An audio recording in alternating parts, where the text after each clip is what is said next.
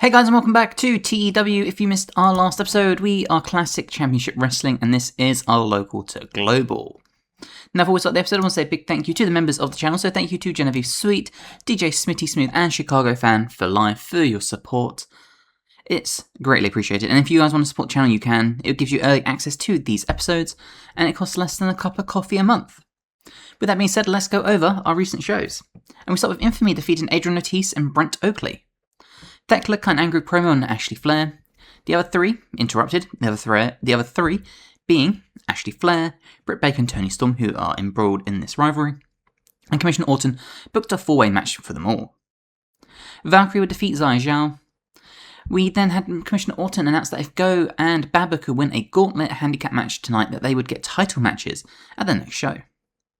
Roman Masick would defeat Radar. Go Shiozaki and Takumi Baba would defeat Adrian Severe, Aria Davari, Robert Marta, and Royce Isaacs in a handicap match, therefore granting them title matches at the next event. The Black Death claimed that they had no competition in this company. Ricky Knight Jr. defeated Sonico.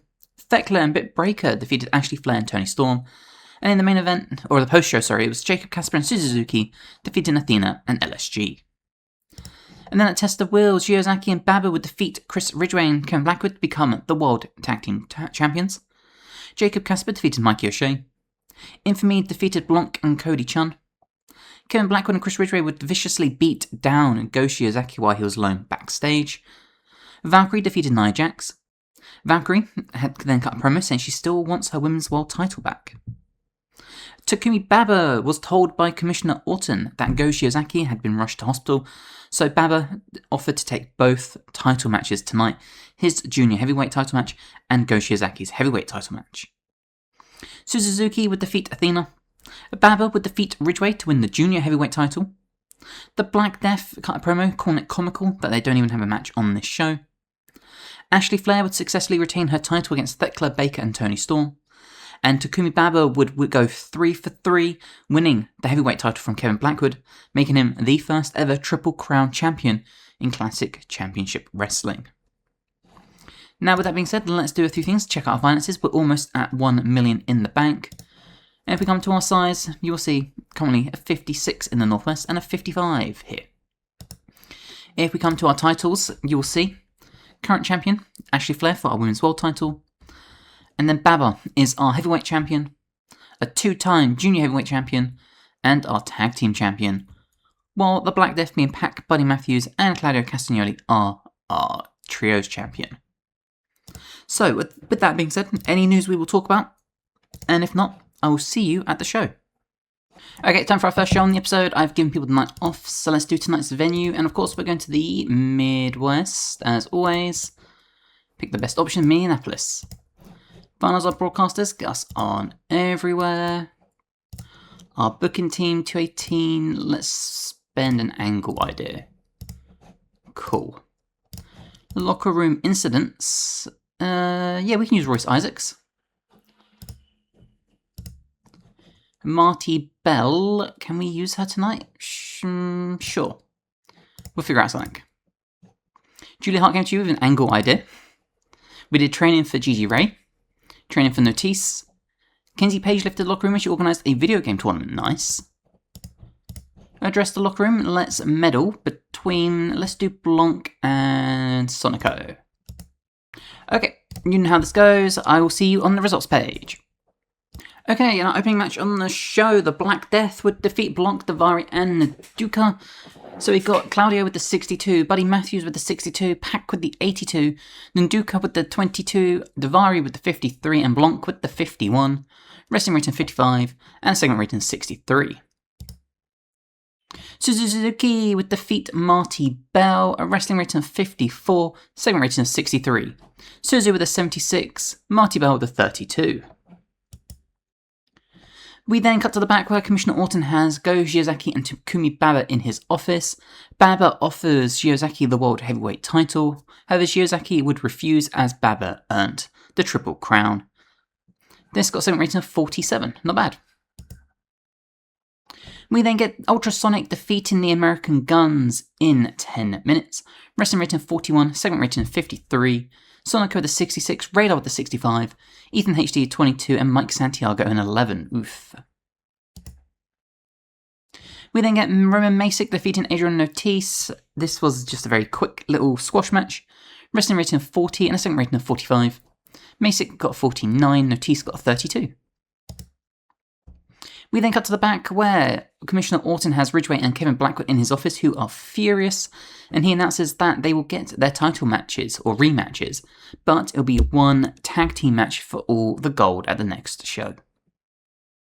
Jacob Kasper would defeat Royce Isaacs in 12 minutes, wrestling rating of 56, a second rating of 65, Kasper with the 69, Isaacs with the 43. We then get Thekla, Ashley Flair, Toni Storm and Britt Baker being forced to team together to defeat the Horse Sisters and 2/3 of Femme Fatale.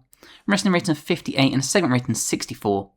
Britt Baker got a 52, Toni Storm got a 58, Ashley Flair got a 72, Thekla with the 64, Kinsey Page with the 72, Gigi Ray with the 36, Lisa Hall with the 52 and Bambi Hall with the 58. Post-match, Commissioner Orton would come out and announce that he is ending this rivalry for good at the next show, and nothing else is said. And then we have Shiozaki and Baba teamed together to defeat Ricky Knight Jr. and Robert Marta. Wrestling rating of 50 and a segment rating of 60. Shiozaki with the 30, Baba with the 67, Robert Marta with the 46, and Ricky Knight Jr. with the 57. So overall, a very solid show. 62 overall popularity, we will definitely take that. Overall rating. When it comes to popularity, who did really well? It was Kenzie Page, the huge performance. Who else put in a really good performance? Sonica and Radar. Unsurprisingly, that they did amazing. Seem pleased, seem pleased, seem pleased. Financial report, $90,000 profit. And popularity recap we gained in the Great Lakes and Northern England. And let's ignore that Steam notification.